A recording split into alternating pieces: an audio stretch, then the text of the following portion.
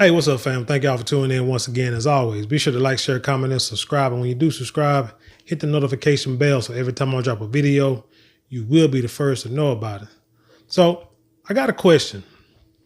Why is it that a lot of people don't like Kamala Harris? Now, off the rip, I can say for myself, one of the issues I have is that knowing that she's not a Black American, knowing that her father is Jamaican, her mother is somewhere Mid-Eastern or what have you, she has quote unquote adopted the culture when it seems fit, right? With the pearls, the chucks and pearls that she ran on to try to become president, and then, became vice president, and, had the Chuck Taylors on when she got up out the helicopter, right? I heard stories of her attorney general record, which we'll get into here in a second, that was not so stellar, and this and the third. But I've said that there are people in power, powerful people in powerful places with big money, with a lot of influence, who don't like her. Namely, Joe Biden, who named her as vice president only because she was fake Black and he knew he can get the Black women vote with her. But then once she become vice president, it's almost like she disappeared, which is crazy in itself. But, I can sit here and say, hey, man, them folk don't like her. They treat her bad. Why the heck would she want that job? Do she really think she's going to become president after Joe Biden, steps down or gets voted out or what have you? And I say it's not going to happen. Not because of my feelings toward her, but because of the feelings of, like I say, those who makes that happen. Not the voters, but the donors. The people who put the money in the super PACs. Those are the ones, the high-ranking Democrat officials. Those are the ones that's going to make sure that she does not become president. Don't believe me? Look at Hillary Clinton. She had, like a beeline to the White House because her husband was the president.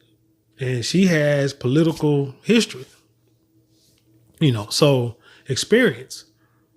So people thought, man, and then when they brought Donald Trump in, they thought that she could beat Donald Trump because Donald Trump is just a TV personality as people saw, and he have a whole lot of political experience. But then that backfired. Why? Because this country, the people that run this country, number one, don't want to see a woman as a president. I don't give a doggone how many TV shows y'all make propping up women as presidents. They don't want to see it. So now you got Kamala Harris, and people think it's a new day, it's a new era. Liberalism is in full effect. But I'm sorry to say, I don't think they would allow her to be president anyway. Now, understand, I'm not being sympathetic towards her, maybe empathetic towards what she's trying to do, but I don't feel sorry for her because, like I say, I'm not a supporter of the Democratic Party. I'm not a supporter of her. Her policies, the way she just said that she wasn't going to do just anything that only benefits Black people, but you do things that only benefit LMNOP, and you did things that help only benefit Asian Americans with a hate crime bill. But when it comes to us, you want to lump us in with everybody else, and then we get very few of the set-asides. Anyway, like I said, the powers that be really don't want to see her as president. If you don't believe me, let's go to this article that I just pulled up. This is from MSN.com by way of the Washington Examiner, and it says, Democratic donor blasts Kamala Harris as worse than dead or comatose Biden. Now, if you can't get more hate than that, I don't know what to tell you. It says, while top Democrat consultants debate the proper course of action for the party following President Joe Biden's poor debate performance, many donors are skeptical of Vice President Kamala Harris's appeal should be tapped to replace Biden at the top of the ticket. The Democratic consultants spoke with top donors for the Democratic Party about the possibility of Harris taking on the role. According to a Semaphore report, Former Bill Clinton aide James Carville, I did a video with him about him not too long ago. He said he spoke to dozens of donors at the Democratic Super PAC American Bridge, which is a large source of opposition research and campaigns against former President Donald Trump. Now, remember, Super PACs are just where people donate a lot of money into these PACs, and these PACs decide who to put their money behind when it comes to campaigns. So it'll be like all Democrats or whatever the case may be. But that's what it's supposed to be. So basically, you got all these donors. And going back to what I was saying in the previous video, if voting was really about the people, then you wouldn't need super PACs. I mean, you do got to raise money to get out there and campaign. I get it. But a lot of times these donors are big money who want certain people in as long as they do certain things. And I may get into that a little, more detail later. We'll just see where this goes. Quote, 72% of people want something different. Why not give it to them? Carville said, adding that donors should stop donating to campaigns that do not take their side. Quote, what I would say is, if we don't do something about this, I'm going to put you on call block on my cell phone, he said to donors. So basically holding politicians and candidates hostage, just doing what they normally do, really. If you don't side with what I need, you're not getting this money. And also, if you don't put out there who we want to put out there, you're not getting this money, which is the reason why your boy Bernie Sanders, and probably even Ross Perot, but I ain't gonna go that far, but Bernie Sanders didn't get up there and get nominated. Robert F. Kennedy, same thing. They don't want them up there being nominated. They got their one or two people, and now you're gonna push them, or you just won't get no money. Paul Begala, another former advisor to Clinton, acknowledged that swing voters are already well aware of Biden's age, but may be less inclined to vote for Harris, who is unpopular. Kamala Harris is more threatening to those swing voters than a dead Joe Biden or a comatose Joe Biden, Begala said. If Joe has to go, it's going to be Kamala, and if it's Kamala, it's going to be harder. Still, some Democrats view Harris as someone who can pull together parts of the Democratic coalition, notably black women and progressive. Now, remember, black women is supposedly the backbone of the Democratic Party. So, which means if they don't put Kamala Harris as the next runner-up, the next in line for the presidency on the Democratic Party, on the Democratic side, all hell's going to break loose. You're going to have to push that Trump is a racist, so much that he's a convicted felon, so hard that you forget that it'll make black women forget about Kamala Harris, which will be dang on impossible. And you screwed Kamala Harris this go around, black women are done. And you already got black men who are leaving the Democratic Party and going to the Republican side. Black women were sure to follow. All they need is what they feel is a good reason. A recent CNN poll found 22% of voters currently have no opinion of the vice president, which could give her room to grow within the party and within the independents. Carville acknowledged the timing of Biden's bad debate performance 5 months out from the election. He said it gives Democrats time to rethink and regroup before November, which is why I think they did the debate this early. Because it gives them time. Because if they would wait till like August, September, man, it's like too close to the election. You understand what I'm saying? And that would have happened. Oh man, you talking about panicking? They already are panicking. Maybe we look back on this thing and say this is the best thing ever happened to us. He said, if this would have happened to us on October 5th, we'd be more than bruised, screwed, and tattooed. Maybe this will set it into motion, something different. And maybe the people on the Zoom call, or maybe we will reconvene on November 10th and say, God damn, man, this thing came together a lot better than we ever thought we would back on July 2nd, Carville said. So that is crazy. They say she is worse than a dead or comatose Joe Biden. Now, let me see, there is an article that I want to see. There are a couple of them I want to talk about. It's like, what about Kamala Harris that people don't like? Like what happened in her past that she may have done that got up under people's skin. So I saw this, I think it says marieclaire.com, and it kind of talks about what she did as Attorney General in California. And I'm gonna try to help and get a little cliff notes. It says Kamala Harris's Attorney General record explains she had a tough job to do. I'm sure she did. So we're just going to go down. Let's see. Say she served as Attorney General twice. Harris's first go-around was as a District Attorney General of San Francisco. Her term lasted 7 years from 2004 to 2011. Then from 2011 to 2017, she went on to serve the state of California as an Attorney General before taking the role of Senator. Okay. As District Attorney in 2005, she launched an initiative to reduce recidivism among first-time drug trafficking defendants. The program, known as Back to Track, lasted 12 to 18 months and provides its participants with a personal responsibility plan. The PRP will consist of setting goals around employment, parenting, and receiving an education instead of serving time in jail, which to me is a good thing, because I feel that's what the things the government need to do is try to help rehabilitate, help get the people on their feet and not just punish them for everything.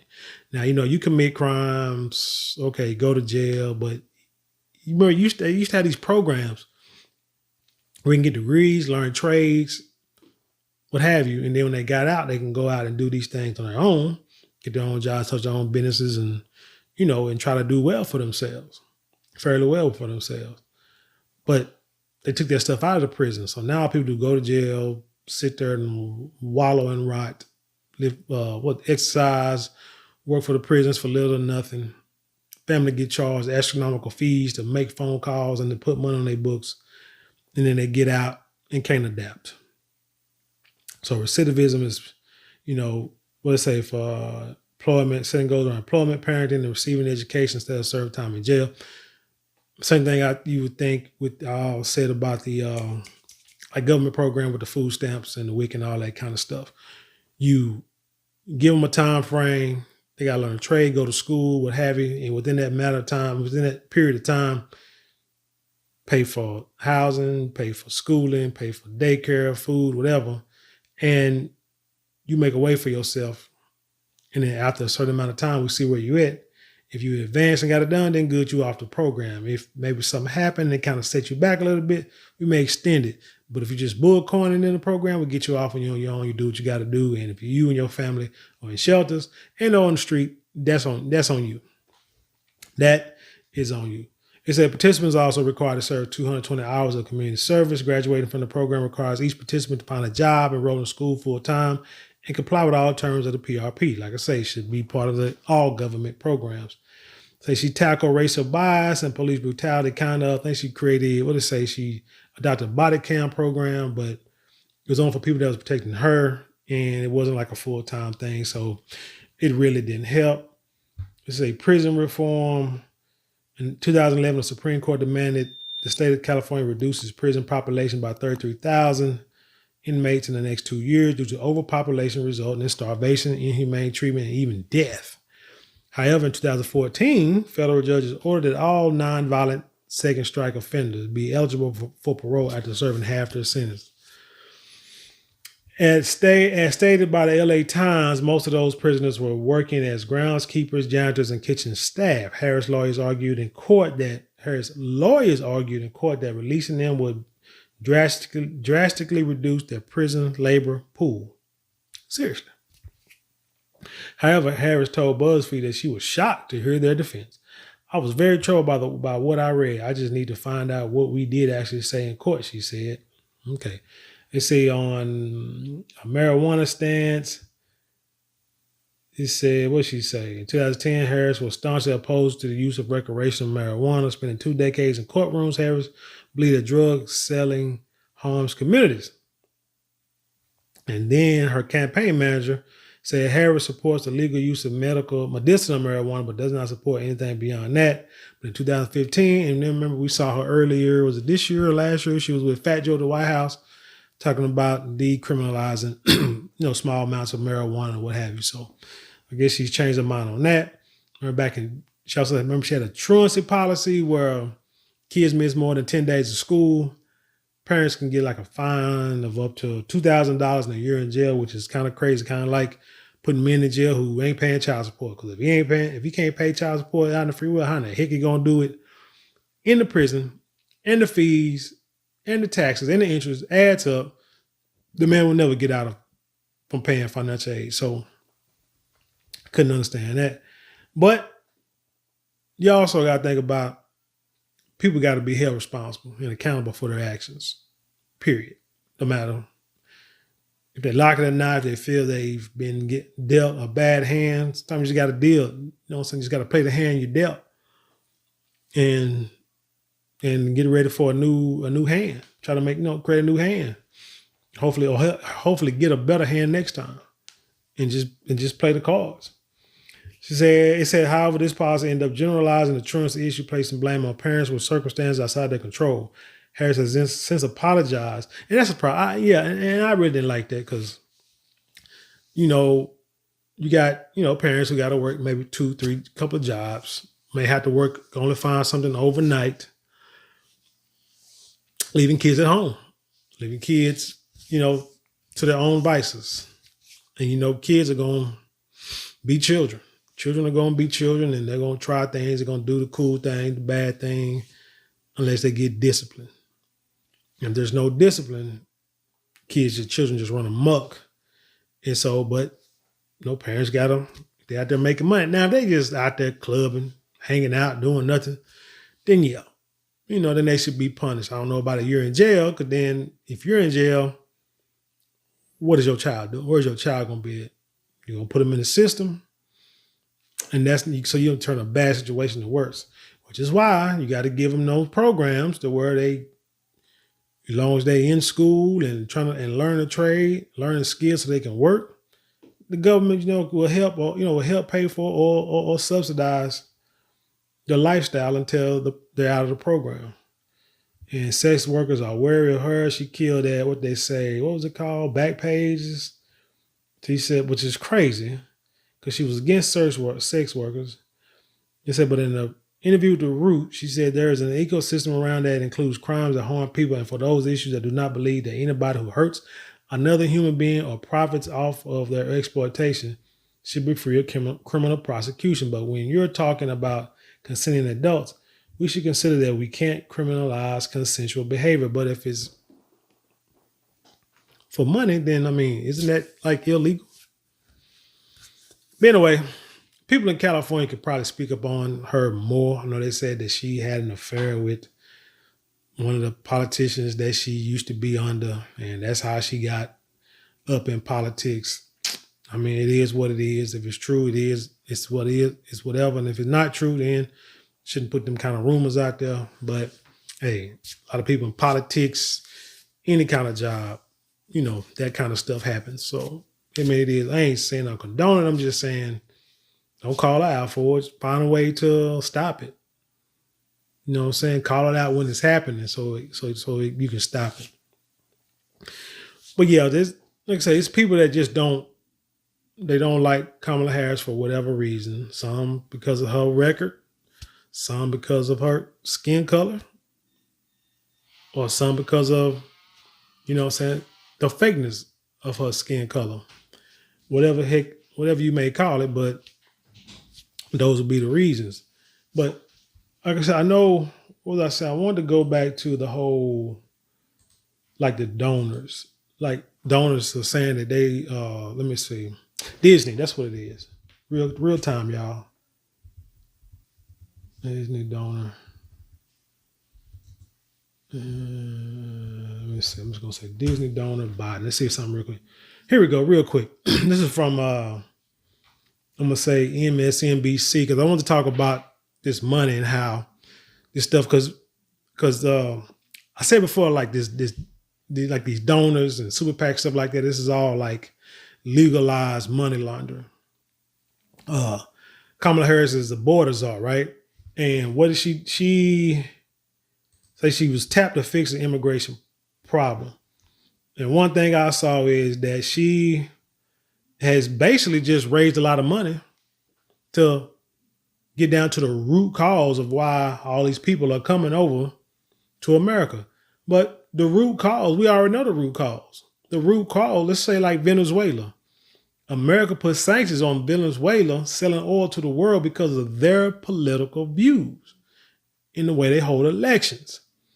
In a nutshell. So Biden said, y'all can't sell oil to nobody.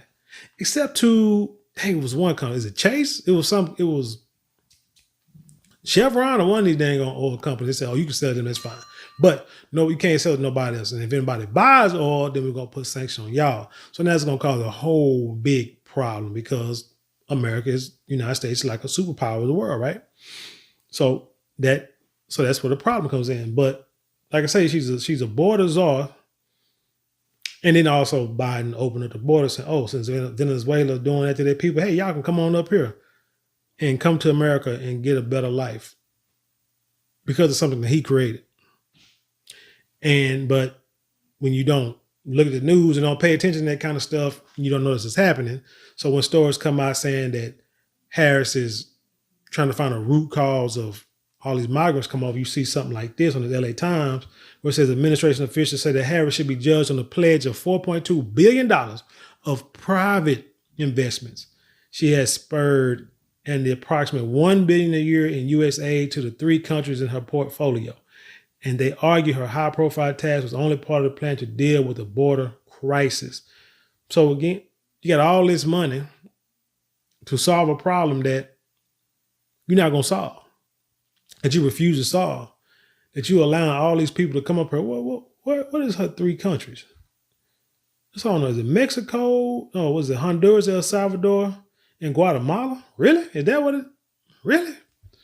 Why Venezuela ain't on there? You see what I'm saying? That money, like I said, I don't trust the government, man, because it don't make, like I said, they don't make a bit of sense. You got all that money, but hey, got people make higher positions than me, smarter than me, make a lot more money than me. Understand this, because I don't. But let's go to this MSN.com article, and we'll end it on this. It says Disney heiress, wealthy Democratic donors say they won't finance the party until Joe Biden drops out, right? And it says Abigail Disney and heiress to the Disney family fortune plans to withhold donations to Democrats until Joe Biden drops out. And I think about why would she donate to the Democrat Party? Because what's that dude down there in Florida? They've been suing each other left and right for the last, a year or so over some policies, over some rules that he done. Was it Ron DeSantis did? The world Disney they were talking about moving out of Florida because of him and stuff like that. So Ron DeSantis, a Republican, didn't say, hey, we're going to go Democrat. Biden said he has no plans to drop out of the race.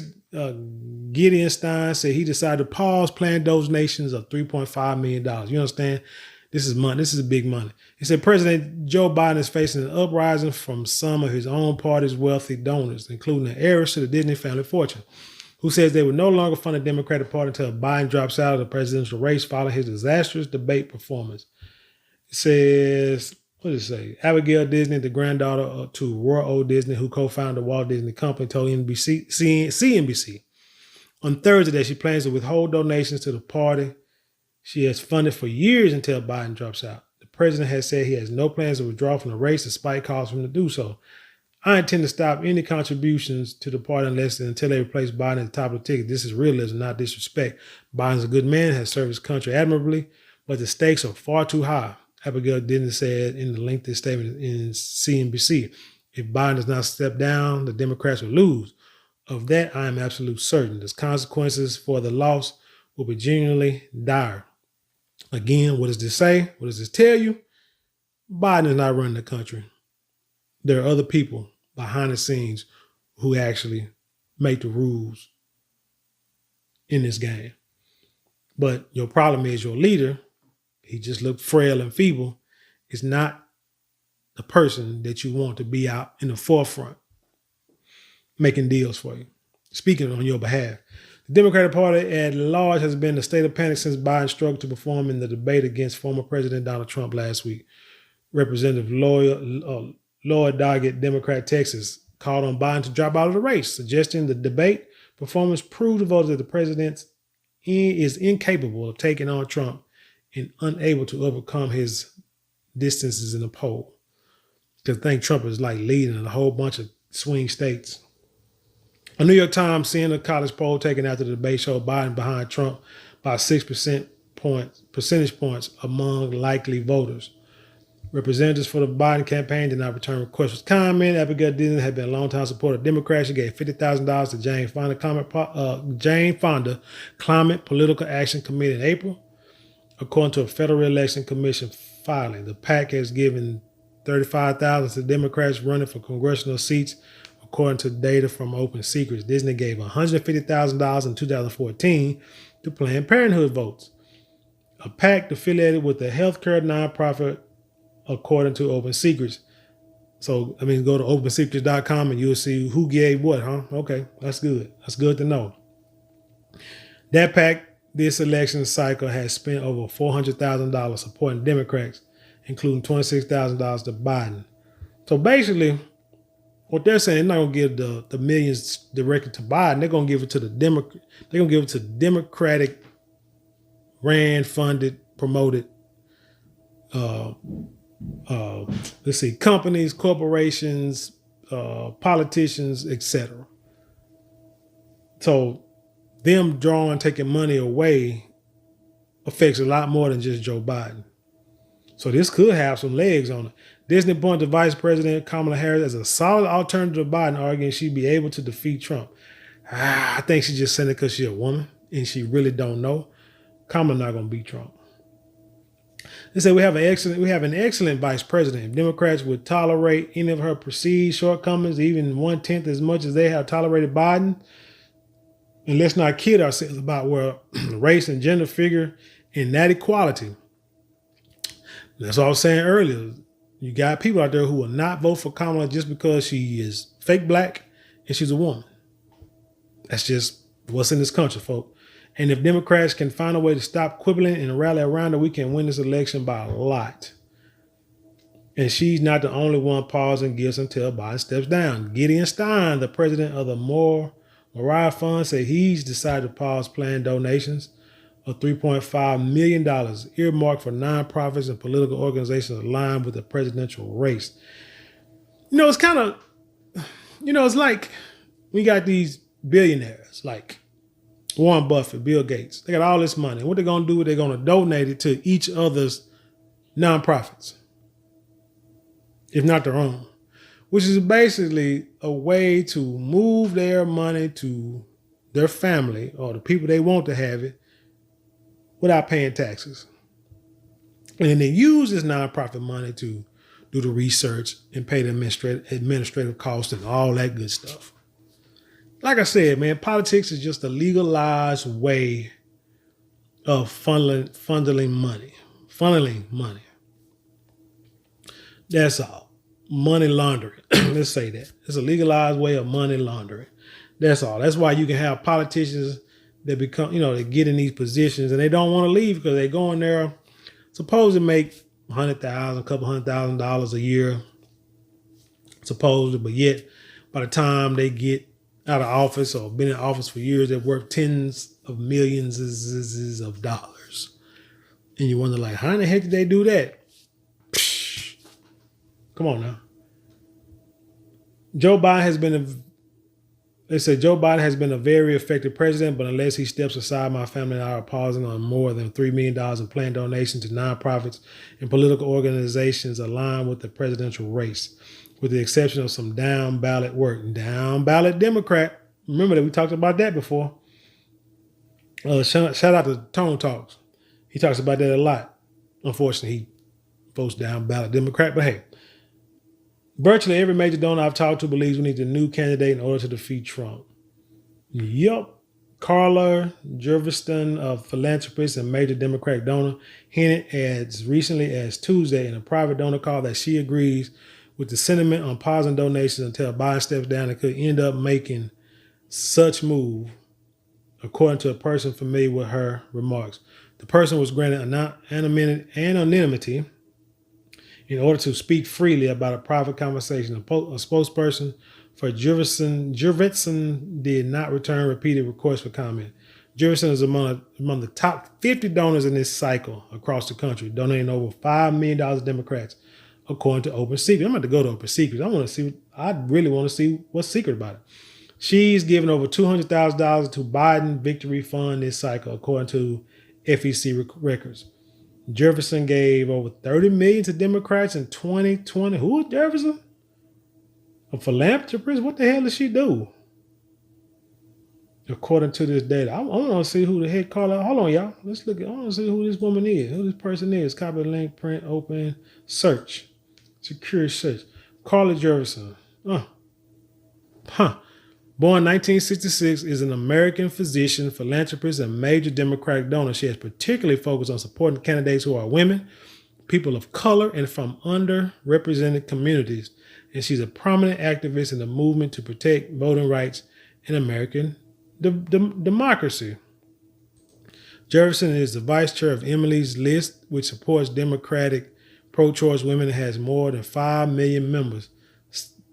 Spouse is Steve Jefferson. I want to know where she got her money. Let me see. Career: Jefferson works as a private practice physician. Jefferson was born. She's a private practice. Okay, so I'm still trying to figure out where the hell is $30 million at. And grew up in Palo Alto. Mother's a nurse. Father was a physician and medical school professor. Grandfather was a chaplain in the U.S. Navy.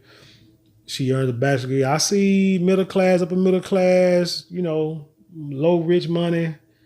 She married Steve in 1990. She married Steve Jefferson, who became a Silicon Valley early stage investor in companies including SpaceX in 2000 and Tesla in 2006.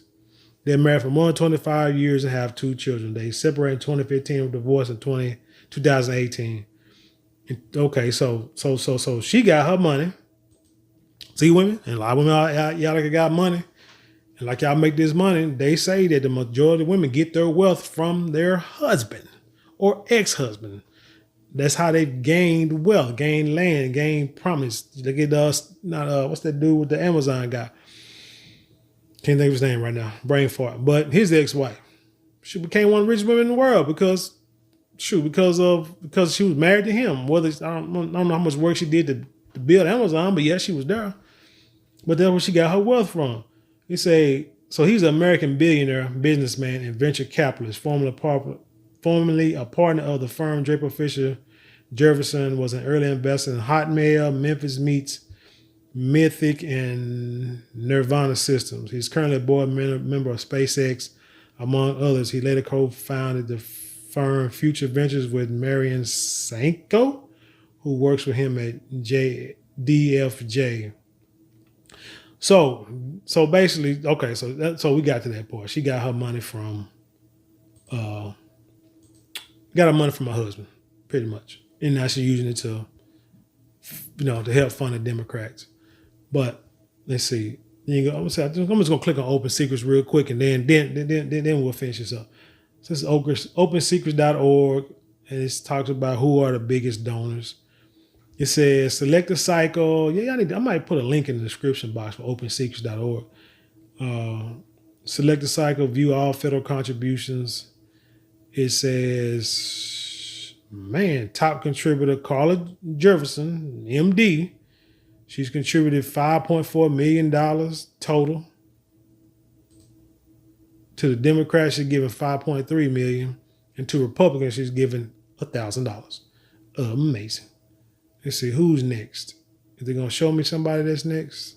No next, no previous. So that's all they showing is, I don't want to see no Jerv. Just want to see who are all the top donors. There we go.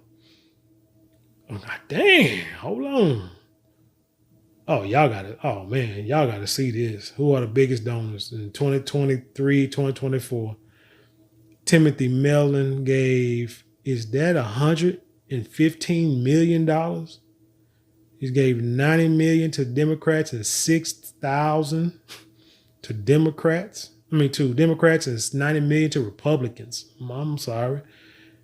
Jeffrey S. and Janie Yas International Group gave $70.4 million total, but gave $69.6 million to Republicans and $1.5 thousand to the Democrats. Man, y'all, yeah, I'm gonna put this in the link because they always say follow the money when you want to get down to the bottom of anything.